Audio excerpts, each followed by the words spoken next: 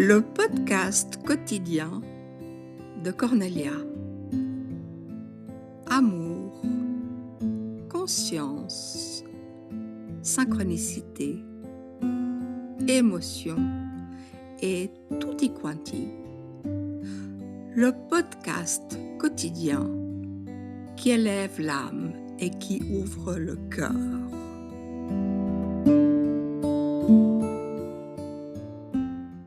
Dans les jours qui suivent, j'ai envie de vous emmener dans ce monde absolument passionnant de qui nous sommes vraiment. Cette unité corps, âme, esprit, quand même difficile à définir. Je vais faire de mon mieux pour le rendre le plus clair possible. Mais je voulais juste vous dire que, en fait, c'est extraordinaire d'être un pareil amalgame d'énergie aussi différentes qu'un corps, qu'une âme, qu'un esprit. Alors nous allons passer quand même plusieurs jours dans ce domaine passionnant. Et aujourd'hui, je commence simplement par vous parler du corps et de l'âme. C'est évidemment toujours très résumé et vous pouvez télécharger le PDF qui s'intitule ainsi « Le corps, l'âme, l'esprit et tutti quanti » via le lien que je vous mettrai ci-dessous. Mais voilà, on va réfléchir ensemble, prendre un petit moment de réflexion, de se poser comme ça et d'observer. Et de commencer par le corps. Le corps qui est un miracle incroyable de milliards de cellules qui fonctionnent tout ensemble de concert et qui font que nous sommes vivants. Et que nous avons un corps qui est très différencié entre toutes sortes d'organes. C'est pas un gros sac où toutes les cellules sont les mêmes. Il y a vraiment des organes pour tout et tout fonctionne ensemble. Et on se demande bien comment c'est possible. Donc nous sommes là devant le miracle de la vie avec le corps, qui, si on le schématise vraiment, est comme commandé par le cerveau avec le reste du corps qui suit les instructions. Mais vous verrez bien au fur et à mesure des jours que c'est quand même plus subtil que ça et que nous sommes aussi commandés par le cœur, par la partie énergétique du cœur. Parce que le cœur, il a deux fonctions. D'abord, c'est une pompe, évidemment, ça tout le monde le sait, qui active notre circulation sanguine, mais il a une partie psychique, on pourrait dire spirituelle, qui est énergétique et qui gère tout ça. Et ça s'appelle le cœur. Donc nous avons un corps avec des commandants à bord. Et on pourrait dire que nous avons, comme dans un orchestre, un chef d'orchestre et un premier violon. Ce sont les deux qui donnent le la, qui permettent en fait aux différents musiciens de jouer une partition qui est cohérente et qui va faire cette magnifique harmonie. Et donc, on croit toujours que c'est le cerveau qui est le chef d'orchestre, mais non, c'est le cœur qui est chef d'orchestre. Par contre, le cerveau, c'est le premier violon.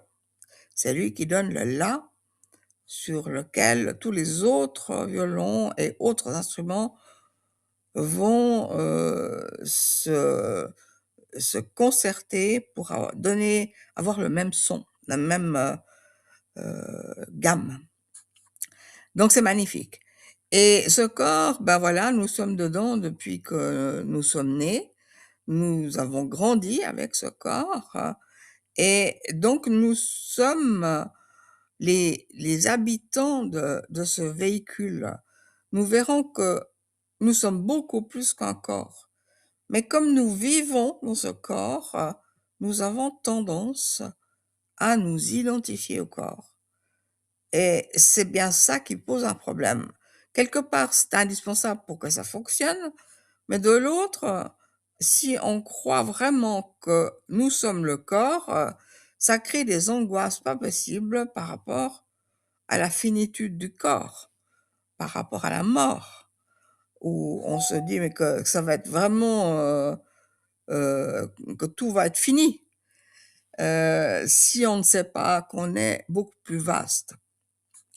Et donc, c'est important que nous ne nous prenions pas pour être juste ce corps. Nous sommes, celui qui vit dans ce corps. Et notre corps, on pourrait le comparer à une voiture. Notre corps, c'est notre voiture, pendant cette période, de la vie que nous traversons, mais l'automobiliste n'est pas la voiture, d'accord? Vous comprenez bien ça. L'automobiliste va s'installer dans la voiture pour faire son trajet, mais il n'est pas la voiture.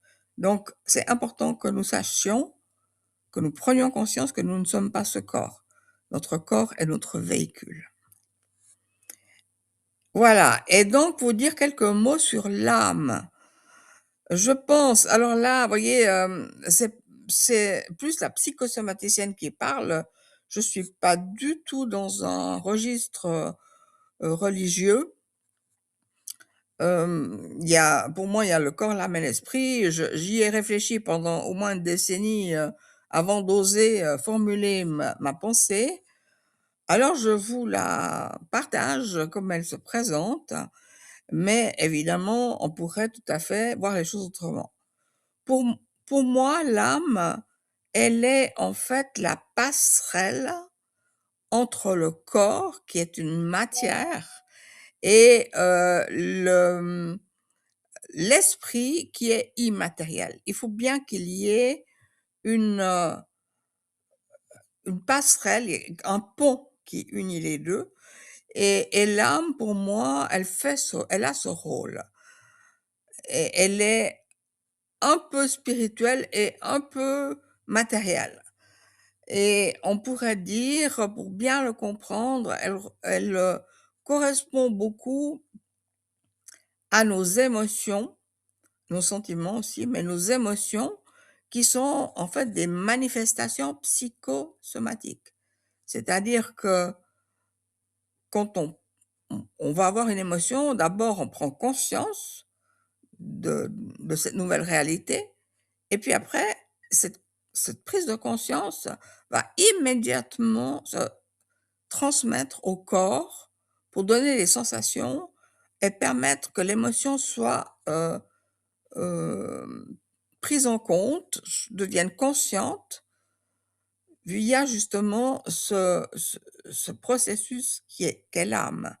Donc l'âme est psychosomatique à mon avis, et elle a cette fonction de lien entre, notre corps qui est vraiment de la pure matière avec, des protéines, des graisses, des sucres, des fibres, enfin comme, on peut comme bien le comprendre, et notre esprit qui n'a rien de tout ça et qui ne pourrait pas en fait se comprendre, ces 2 entités, s'il y avait pas un lien, et pour moi, c'est l'âme. Alors, autant le corps a une mémoire, c'est-à-dire que quand je me suis tapé un endroit, bah, le corps il a enregistré ça, même si après ça fait plus mal. J'ai enregistré, ce moment, cette blessure, et je vais dorénavant faire attention, mais parfois ça peut, même se représenter ou se réactualiser via des douleurs ou des manifestations, parce que la mémoire du corps, elle existe tout le temps. On a besoin de la mémoire du corps pour savoir où on est, Eh bien, notre âme, elle a aussi une mémoire et nous en parlerons dans plein d'autres postes par rapport à la réincarnation. Est-ce que la réincarnation existe, oui ou non? On aura le temps d'en discuter, mais en ce qui me concerne maintenant, je pense que oui et l'âme a donc cette fonction de mémoire karmique, qu'on appelle ça, qui nous accompagne d'une vie à l'autre. Autrement, ça a pas de sens. Il faut bien qu'il y ait une mémoire quelque part et elle peut pas être mentale, elle peut pas être dans le cerveau, vu que le cerveau, il n'est là que pour un seul corps. Donc si nous avons plusieurs incarnations, ça veut dire que nous avons plusieurs corps, dans plusieurs époques, il faut bien qu'il y ait une mémoire. Autrement, on perd le fil. Et donc, à mon avis, c'est l'âme qui a la mémoire de ce que nous avons vécu, en gros bien sûr, pas tous les détails, hein, mais pour que toutes ces différentes vies aient un sens. Voilà.